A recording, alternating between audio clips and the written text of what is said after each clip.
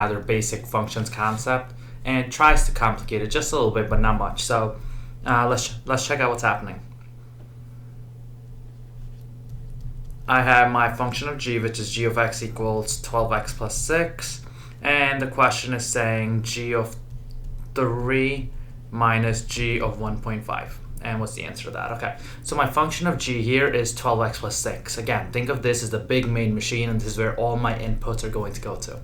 So g of 3 is saying go to your function of g, which we just figured out is 12x plus 6, and plug in 3 for x. So whatever's inside the parentheses, all of this will go for the x. All of this will be replaced in the x. So this will become 12 times 3 plus 6. That right there will give me the answer for g of 3. So 12 times 3 is 36. 36 plus 6 is 42. Now 42 minus, now we have to figure out g of 1.5. So now I'll go to my function of g, which is 12x plus 6, but now I'll replace the x with 1.5. So this whole thing is a minus because that's that minus there. So 12 times 1.5 plus 6. So 12 times 1.5 is 18. 18 plus 6 is 24.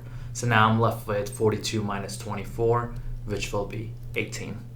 So sometimes I see people making the mistake of doing just g of 1.5, which would obviously give you the wrong answer. You have to solve for g of 3 individually, and then you have to solve for g of 1.5 individually, and then subtract the two answers. So 42 minus 24, which is 18.